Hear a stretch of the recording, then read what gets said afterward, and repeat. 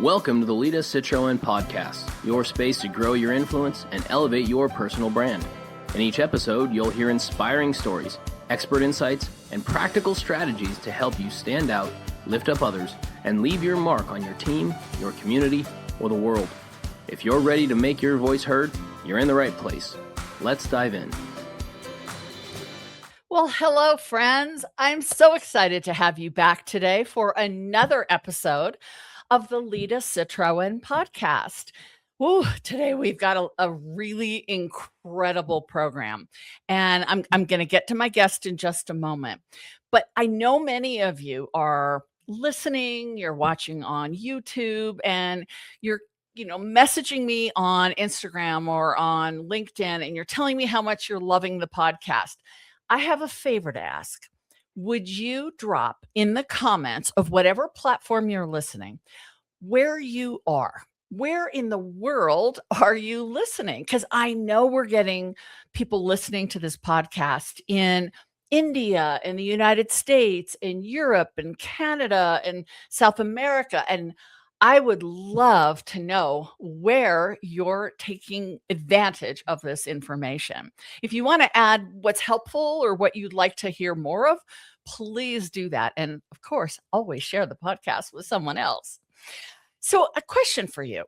How do you talk to yourself? What is your mindset like these days? You might be really stressed out. You might be having the time of your life.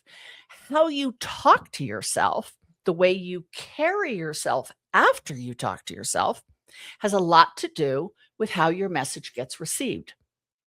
So imagine you're about to go into a high stakes meeting with senior leadership of your company, and you're standing outside the door. You know the time you're supposed to walk in. It's almost the time, and you're standing outside the door. How are you talking to yourself?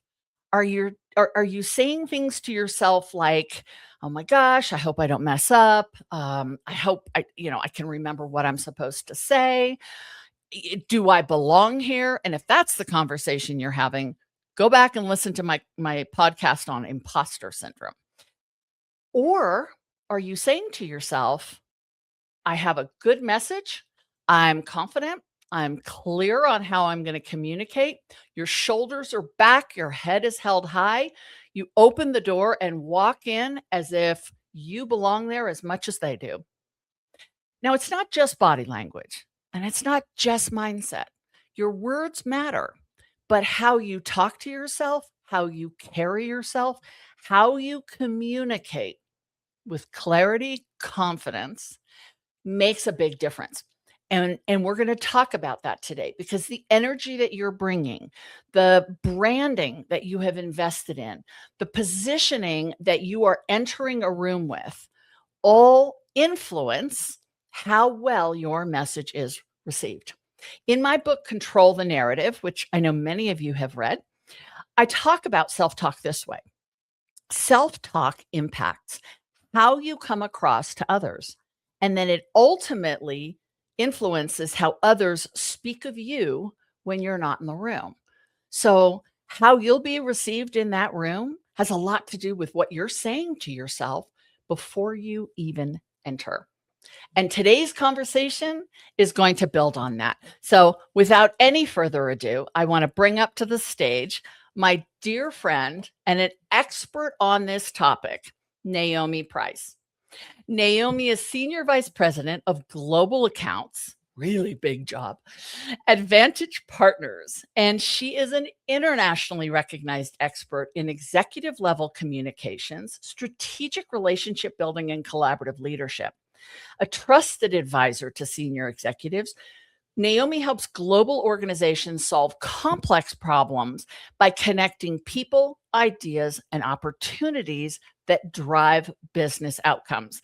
She's what's known as a meta connector, because she builds trusted relationships, right? She's not just putting people together, but these relationships have fruit and they take off. She fosters alignment between diverse stakeholders. Often we don't think about that. And she creates partnerships that unlock growth and innovation. Like me, Naomi is a passionate supporter of service-disabled veterans transitioning to the civilian world. Outside of her work, and if you ever meet her, be sure to ask her about all of her adventures around the world. Ask her about bike riding across New Zealand, or fly fishing in Argentina, or hiking in Bhutan. Naomi, what a treat it is to have you here with the Lida Citroen podcast. And I know you're going to drop so much knowledge today. Welcome.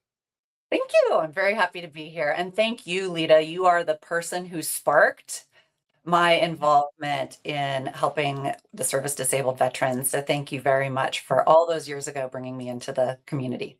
Well, it is a community that needs more people like you and me, that is for sure. So, Naomi, I just kind of gave the formal bio on you, but give us the highlight reel. In your own words, how did Naomi Price get here? My degrees are advertising, marketing, political science, and English. Wow. And that it may sound like I was lacking focus when I was at university, but I think ultimately it's created a very well-rounded person that is able to apply everything she learned in school every day in what I do. And my focus is making sure that really smart people are heard. That if they're understood, if people see the value in what they're talking about, if people trust them, they will make a decision and take action. So we're driving more agile business performance by equipping the people who have the right answers to be in the right place. And you use the word agile, which obviously I use a lot too. And I think in today's market, it is all about agility, right? We are working across cultures. We are working across time zones and experience levels and generations. And someone with a scarcity mindset, as opposed to an agile or growth mindset, they're going to struggle. They're absolutely going to struggle. Are you seeing people open to this mindset, or are they resisting? I think going back to what you just described, the thing that is actually amplifying all of these challenges is the access to so much more information, the access to AI and the resources, all the information that's coming in to our heads, and then all the resources that the people we are speaking with and trying to influence have as well. So it's the person who's able to animate that information, the person who's able to own that, distill it, and communicate it in a way that they authentically build the trust is the person who can influence. Well, and I always say, AI, I am a firm believer, AI will not replace a human, because the critical thinking, the empathy, the judgment that human beings bring is what differentiates us. So I love that you said that. I'm going to keep that soundbite. You talk a lot about mindset. And I kind of opened with that, how you frame your thinking. And you were talking in a previous conversation about this mindset shift of, sort of believing that you belong, believing that there's nowhere else you would rather be, that that commitment and mindset and maybe agility really are they create a tipping point in how we communicate. Can you talk about mindset more as a foundation of influence? Happy to do so. At Vantage Partners, we talk about acting your way into new ways of thinking and thinking your way into new ways of acting. So leveraging both the behavior and the mindset. And one of the things you had mentioned, or how are you talking to yourself before you join the room, before you walk in?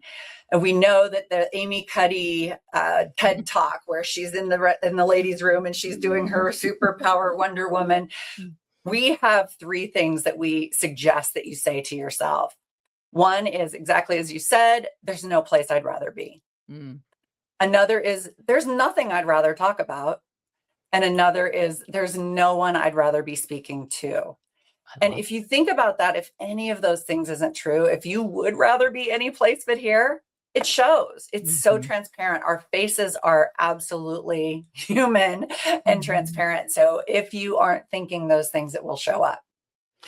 And what a simple framework, but so important. And you know, as someone who gets paid to speak, I know there have been moments, and I've had to catch myself where maybe got negotiated down on an engagement, or it wasn't really the audience I was most excited about, and I have to almost slap myself before I go into that room or before I get on stage and say, it doesn't matter what happened in the negotiation. It doesn't matter.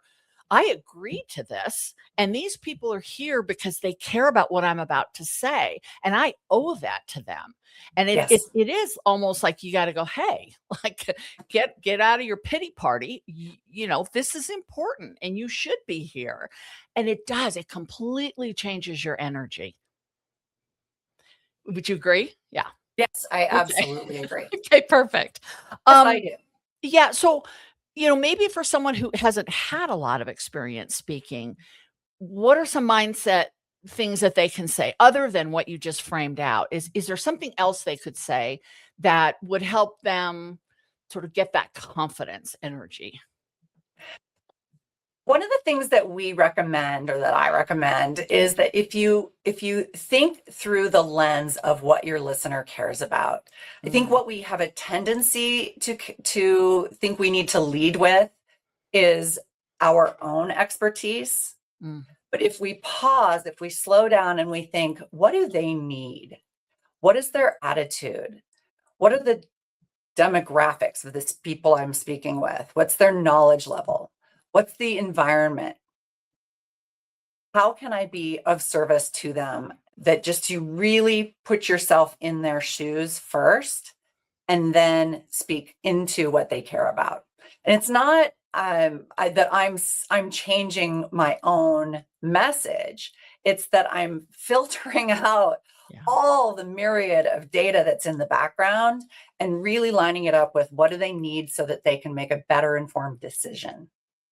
But in a way, you're changing your message. You're not inauthentically changing it.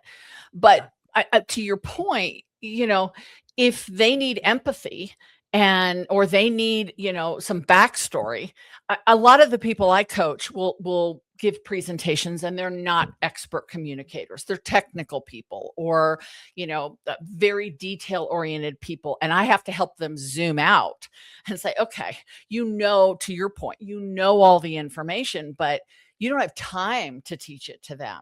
So it is really about putting yourself in the other person's shoes, is what I'm hearing. I had a conversation with a client in Australia, and she shared something very insightful. She shared that when she presents her goal, and she knows this is not the right goal, but she knows that what she's telling herself is, if they don't have any questions, I was successful in my presentation. And therefore, she creates the 180-page PowerPoint deck, and she speed reads it to them. And at the end, if they're just like, oh, if they're blown back in their chairs, and she walks out, I nailed it. But if she cuts a slide and they have a question, then she thinks, oh, failure, I knew I should have brought that one more slide. What we need to do again is shift our mindset, elevate our conversations, invite questions. And when we receive a question, know that we've sparked interest. Yeah. Align with the fact or the feeling that's behind the question, so that you are not just creating a filler of good question, or did I answer your question, but rather, you're right, that's expensive, or I get the sense that you're frustrated, so that they feel heard. Yeah. And then respond succinctly, and then say, that's why we ... and then elevate again, going back to where your core messages are and what the information they need is to make a better business decision faster. Right. So what I'm hearing from you, it's not what you're capable of saying, it's what they need to hear.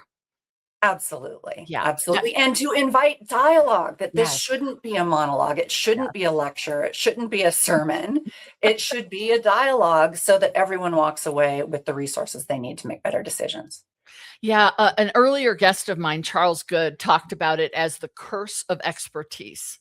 He also said, when you know so much on a topic, it's really hard to put yourself in the place of someone who doesn't know as much as you. And Yeah, that's why this isn't an easy thing to do. And that's why we need people like you to coach us through this, because it is difficult to distill that down. But when you can ask for questions, or and if you taught me this probably 150 years ago, you taught me not to say, does anyone have any questions? Because nobody wants to be the first person. But you taught me to say, who has the first question? Or what questions and thoughts are coming up for you? And that really stuck with me, because if you say, who has any questions, if I ask a question, then I look foolish because nobody else Mhm. had a question. But who has the first question implies I'm supposed to have questions. So it's those little nuances that I'm sure I know you still train on these things, because they're little differences that make a huge impact. Absolutely. I like to call them micro behaviors, right? It's something that Perfect. the primal brain is seeing Mhm. that we don't necessarily know that we are exhibiting. So we want to make sure that if we are presenting, that we do get feedback from a professional or even just from a peer, Mhm. or that we record ourselves, video record ourselves. We've got access with Teams Mhm. and Zoom and all the different fantastic platforms that are out there, that we can record a presentation that we're giving of ourselves and then go back and watch it. And pay attention to, when you're watching yourself on the screen, how that looks different from when you're watching yourself on the camera, or when you're connecting, making eye contact with the camera, because it is Love making eye that. contact with the people on the other side. Exactly, exactly. I always say the people are down here, but I'm up there. So talk to me a little bit more about not micro expressions, but micro behaviors. What really are they, and how do we use them in a business setting? You mentioned eye contact as an example. What are some other examples? We break them into two different categories. One is a foundation of composure, and then the other is layering on energy. So balancing energy and composure. Mm. You want to be composed so that you don't look nervous. But Mhm. if you're too composed, you might look boring. So we want to then layer on energy behaviors, and those Okay. the composure behaviors are making eye contact, pausing, breathing, very simple behaviors. Okay. And then adding on the energy of movement, gestures, vocal animation, smiling. Mhm. Smiling at the right point. I had a The right client one, who absolutely. I was in a meeting with, and they had done some presentation training, not through you, of course. And I would say something really serious, and I noticed they would smile, and I was like, "Is it a cultural thing? Like, what is happening here?" And he said to me, he goes, "Oh, I was told that I have to smile more." And I'm like, "Yeah, but not when I'm telling you something serious. Like, that felt terrible for me." Right. Um, so how do we practice that? You mentioned videotaping ourselves. What are some other ways we can become more aware and then practice some of those behaviors? One of the things that you'll see is that people have a tendency to protect their soft underbelly when they're nervous. Mhm. So our muscles in our arms start to contract. So we get the little crocodile hands. We have a tendency to pray or put our fingers together. So mindset wise, my colleague Betsy says, think of your fingers as the opposite pole, no, the same poles of the magnet. So they just bounce off of one another. And when you're standing in Oh, line at the grocery store, just relax your arms and drop your hands to your side. So we call that listening in neutral or speaking in neutral, but then layer on the behaviors of using your gestures, so that you're not so that when you make a gesture, it doesn't look repetitive, so that you're just doing the same thing over and over. or mechanical, right? Or Like mechanical, work the arms, right, like a right, puppet, right? Like a right. puppet. Well, and some of that does require thinking, right? I guess at a certain point, for most of us that do a lot of this, it becomes natural, right? I actually can hear myself having a conversation where I will say, let's go to the other side of the room. You've been on this side of the room a while, and let's look at this side of the room and make eye contact, because this, and I'm talking, words are coming out of my mouth. They're laughing at the right And I'm having this inner dialogue. And at one point I was like, is that a warning sign of something? Or, do I have something going on? But it does become sort of natural. You just learn it. And so I think what you're describing might sound hard to someone who has never done that before. But if they practice it, like you said, at the grocery store, or just when you're talking to a friend, like just relaxing your shoulders, like you said, those small little gestures send a really big signal out. Right. And that inside voice is getting in your way. So what we want to make sure that we're doing is preparing early, practicing early, so that when when it's actually happening, we can be authentic in the moment, that we can be engaged with our audience, that we can be listening and leaning in. Something else I learned from you, and I've shared this many times in my own speaking and on my podcast, is when you talked about self-talk and how are you going to frame up what you're about to do, right? Is this is, I know everything, I'm just going to put it out there, versus I'm really excited to be there. I talk a lot about the feeling you have when you're backstage or you're in a green room before coming out in front of 100 people or 5,000, right? Because I love both. And people will ask me, weren't you nervous? I mean, I would be so nervous. Nervous is a totally different experience for me. And I know what that looks like. Excited is a really good experience for my audience. And I might have the same physiological feelings as someone who is nervous, but I tell myself, I am so excited. I am so excited. Like, I just cannot wait to get out there.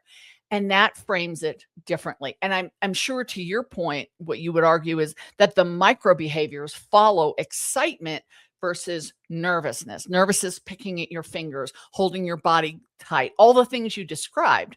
But excitement is eye contact and facial expressions and just really being there with them. Right. Absolutely. Name the physical behavior, name the physical sensation. So what Nike says is, if you have a body, you're an athlete. So think about this as an athletic performance. Know that you are prepared. Know that you are on your toes. Know that you have the energy to have the conversation, and that you're prepared and thoughtful of the needs of your audience. Because if your audience asks a question, it's because they care and they're interested, and you've sparked interest in them. So go there, go where they need you to go, but also know that you have an agenda that needs to be completed. It can be an accordion, right? Prepare for, if I've only got 90 seconds, that this is the context that matters to the decision maker, and that I have an ask, that I'm inviting them to be thinking something or doing something during my communication with them. And that might be, ask me anything at any time, or hold your questions to the end.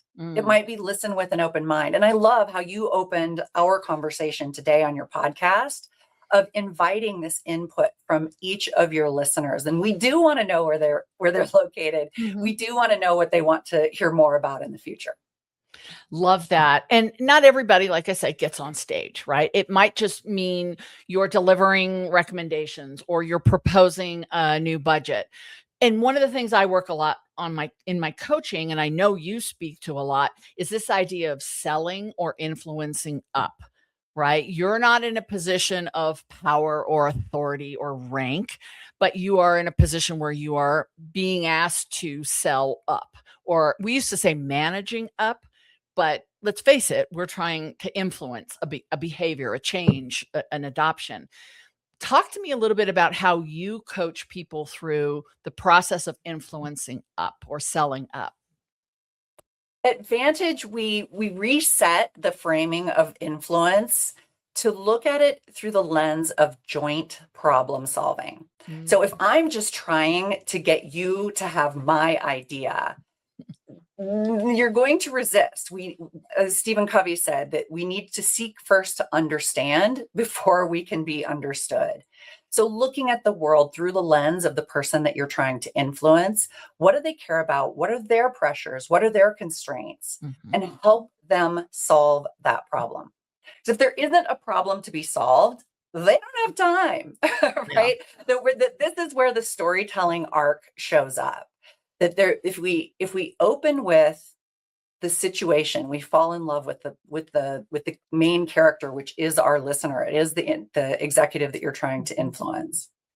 And then their complication, the challenge that they're facing, and then the implication, how bad is it if it isn't solved? That is the tone of every movie that we've ever watched, that we've ever loved. The main character is awesome, and then they get in trouble, and then it's measurable. It's very serious. So, okay, let's use my example just for an exercise here. You're on a team and you have to meet with your boss's boss to sell them on a new recommendation. Maybe it's a pivot, maybe it's increasing the budget, adding new resources. You're a few ranks down. They have ADD because they are managing a huge portfolio of things. Your need is very important to you. How do you speak to their what you just said? You're not that knowledgeable on what your boss's boss, or maybe your boss's boss's bosses need, but you have to sell to them. You have to convince them to invest or agree to what it is you're proposing.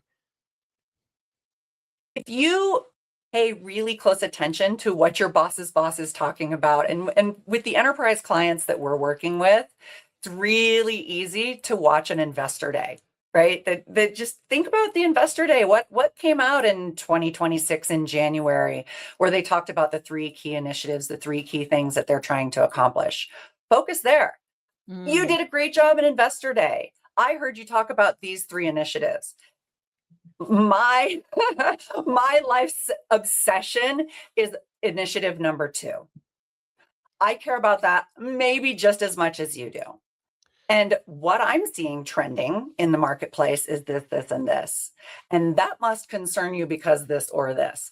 Hey, my team has a way that we can solve this quickly. All I need from you is just give me 30 minutes on Wednesday, and then we'll help you solve that. Oh my gosh. I mean, you just came up with that. It's like, I don't know if anyone else wrote that down, but I'm like going to transcribe that part. What I will say is there are 3-step processes behind it. So it is a foundation, a framework that we use to communicate, but it diffuses the resistance, all the F's are F sounds, the freeze, the faint, the fight, all the things that you think about, and the fiddling with the phone and the feigning ignorance, all the things that get in the way of us being heard. We can break through by communicating based on what your audience is dealing with.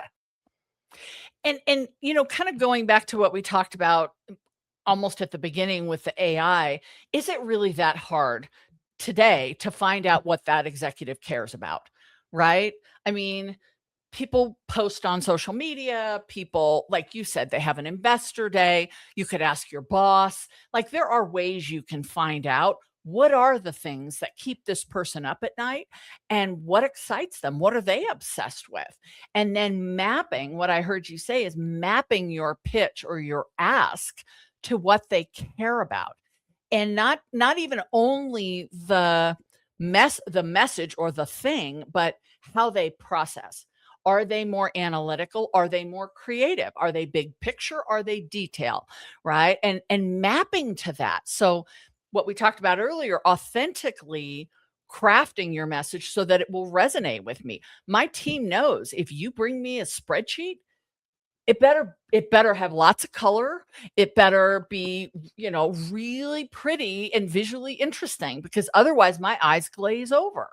And I've had to train them on that because I know myself, but they also had to be aware enough, to your point, to say, okay, I've got to share all this detail with Lida, but if I throw it into an Excel spreadsheet, I'll lose her. Is that kind of where you're going with what you're talking about? It is absolutely where you're going. And I think if you also know your own superpowers and blind spots, if you know that you love to make a spreadsheet and you are equipped to make it pretty, think about, how can I take all this information on the spreadsheet? What is emerging in terms of the trends, in terms of the critical information? How can I put the spreadsheet away, have it accessible, but just speak to Lida based on what Lida cares about? We know that she cares about military service members. We know that there are things that are trending in their needs. And then we can leverage our spreadsheet, but we don't have to say that it's a spreadsheet. We can just say, I've got the data. Or just pull it into PowerPoint, like, for goodness sakes, and throw a picture of a dog on there. I am so happy if I see PowerPoint with a picture of a dog. Then it's so different than a spreadsheet experience. And you're right, because what you're talking about is, what's the story behind the data? Right, and if you're just throwing a spreadsheet at me and expecting I'm going to figure it out, and it won't happen. Somebody else might absolutely want it presented that way. But to your point, when we're selling up or we're managing up or we're influencing up, our message combined with how they need to receive it, what they care about, what's important to them, to your investor day story, all of that has to come into it. And that's why it's not easy. It's absolutely doable, but it's not easy. Yeah. And watch the investor day, digest all the information, and align yourself with what is the business issue that needs to be solved. And to your point, that you can ask the AI for some insights and help me distill this, use the critical thinking that you teach in your workshops to use the critical thinking with AI and make sure that you're asking it the right questions so that you can own the answers. Absolutely. Because the last thing you want to do is rely on AI, which gave you a hallucination or the wrong answer. And you go into that meeting and that executive is like, I don't know what investor day you listened to, but that was not ours. When was the last time your keynote speaker drove more action than just excitement? Today, it's not just enough to energize the audience. We need to show them how to use the skills we're teaching. If you're looking for a speaker who will drive your business goals, let's talk. Check out Lida360.com for more information. Well, and you mentioned a framework, and I know you have this framework that you talk about, which is, lean in, link, and leverage. And I wonder if you can talk a little bit more about that, because I know people are going to love that. Oh, thank you. Well, the backstory on this was a business initiative for one of my global accounts, global clients, global enterprise accounts. Start over. The backstory on this is one of my global enterprise accounts that was focused on growth in Asia Pacific. And they were wanting to grow their leadership that was coming from Asia Pacific so that they had better cultural awareness. They were rotating them through international assignments. And what they were finding was that when they were on their international assignments, they weren't speaking up. They were culturally feeling like they just didn't connect and didn't have the opportunity to speak. So we taught them a 3-step process of lean in, physically take up some space, link to something that you heard the leader say, and then leverage your own expertise and be prepared with a message that is clear. And that message does have an ask. Okay, so what would be an example? Like, how would you use it with me in this moment? Okay. Physically, I am leaning in. Lida, you mentioned in your podcast about, what was the imposter podcast? syndrome. Okay. Okay, so physically, I'm going to lean in. Lida, you mentioned in your podcast about imposter syndrome, which made me think of the book Lean In, interestingly. And they talk about there are 3 things that you might experience. And in the first case, I was thinking I would never do that. And then in the second case, I was thinking I know somebody who does that. And then in the third case, I was thinking, do I do that? So I was thinking to myself, in that third case, where I might be doing that, I might need your insight, your help to do something slightly differently. Okay. So, and is it fair to say that as somebody is doing the lean in and the link, that they can be sort of figuring out the leverage, or should they figure out what the ask or what the action is before they even open their mouth? In the case that we were teaching, and frankly, in my recommendations strongly, is to think very clearly about the message. Think about your point of view, write it down, record it, and go for a run. Think about it in a very healthy outdoor space where the universe is letting you re-listen, rethink, reframe so that the message is very clear. But then it's physically, even if you've got this message really well baked in your head, if you never lean in, link to something they just said, and then share your message, leverage your message, you're going to get sent home with the note pinned to your shirt saying you call this high performance. Okay. And one of the things I talk about is visibility, and people need to be not only in the room, but towards the front of the room, and you need to be contributing, right? If you're sitting in the back of the room or you're sitting on your hands waiting for someone to call on you, your time may never come. Does this framework give you the opportunity then to be more visible? And how important is the preparation piece? Like how important is it to come into the conversation with an idea? The preparation is 10 out of 10. Okay. And then you have to be in the room to be able to speak up and to be in the right place where you are visible and where you can lean in and link to something that they've said. So you also have to be listening so that you can link to something that is current. I heard you say, that reminds me. Right. Something else that I would like to reflect on is Sure. you just used the word visibility. Yes.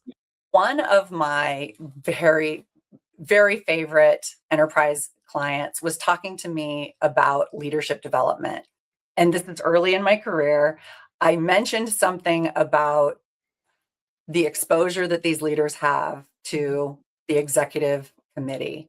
And he said, Naomi, you do understand that I was in the military, don't you? And I said, yes, thank you for your service. And he said, do you know what exposure means in the military? I said, oh, to come up with a better word. He said visibility. So every chance I get, I love to share the story of Al Lesner talking to me about the difference between visibility, where you're in control of your personal brand, and exposure, where you're not, where you're at risk.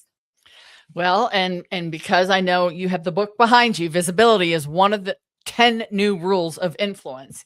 Yeah, you have to.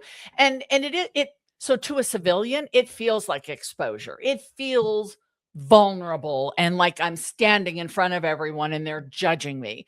And whenever a client will say to me, I feel like I'm being judged, I'll reply, of course you are. We all judge. Human beings judge. It's a human trait. It's whether they're judging you negatively. That's the issue. But are they judging you? Of course. They may not be judging you the way you think, right? They're probably not looking for what you're afraid they're looking for. But that idea of visibility and being seen, we have to be seen on social media. We have to be seen in the conversations. We have to be turning our cameras on in these meetings. Otherwise, we're not visible. And if we're not visible, then I may forget who you are. And if you offer an idea, I may forget it because there wasn't that visibility and that heart that went with the idea.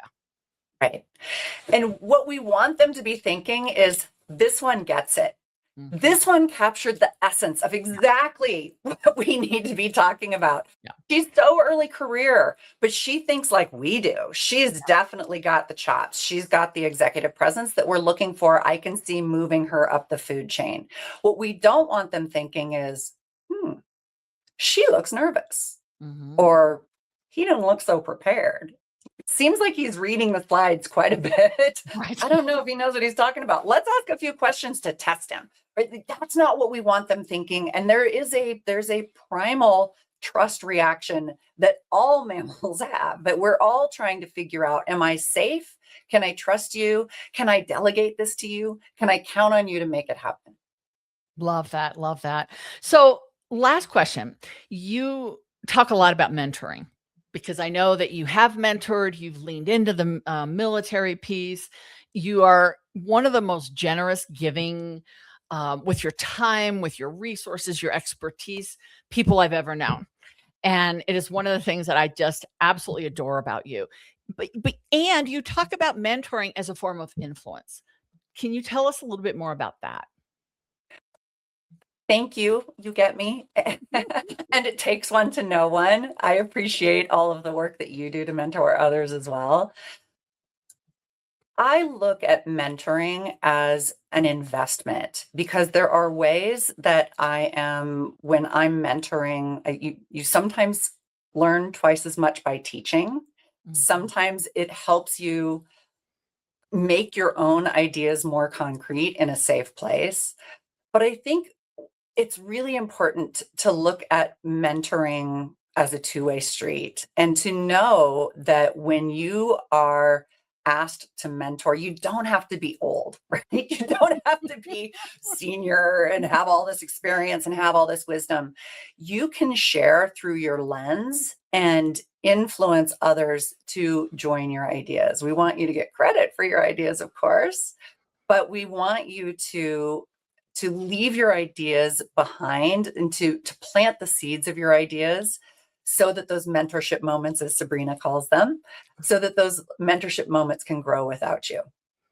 I love that. And you're absolutely right. I learned so much by mentoring people, and not only does it feel good, right? It feels great, but you learn from them. You learn what parts of your experience, your wisdom, your trials and challenges can really serve someone else. And everyone has had somebody impact them and influence them and maybe even mentor them.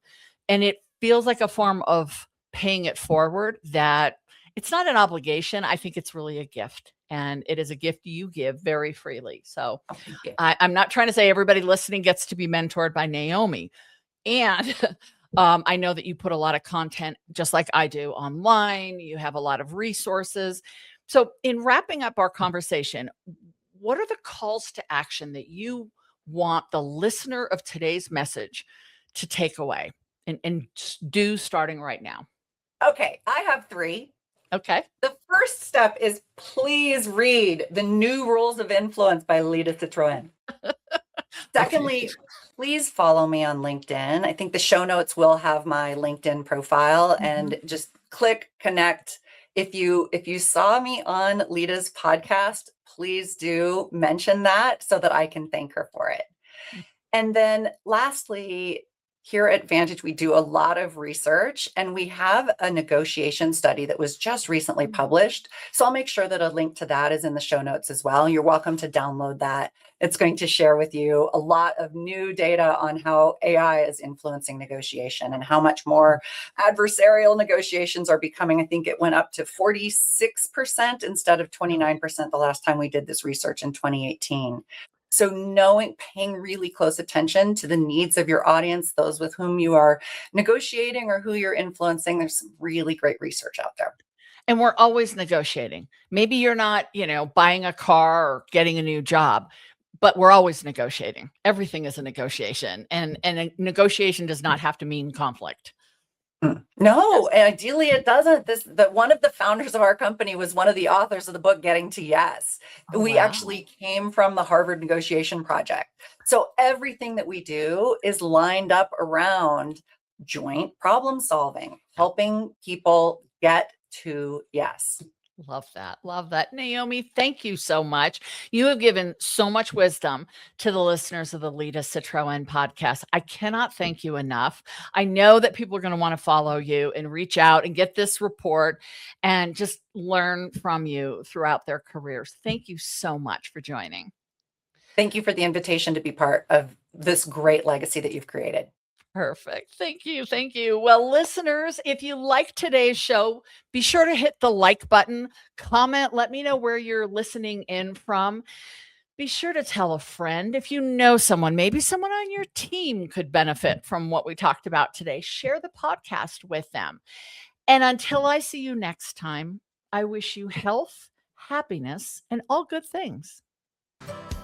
Thanks for tuning in to the Lida Citroen podcast. If you enjoyed today's episode, be sure to follow the show and leave a review. It helps more people discover these inspiring conversations. For more tools, insights, and resources, visit Lida360.com or connect with Lida on LinkedIn. Until next time, remember, your influence has the power to make a real difference.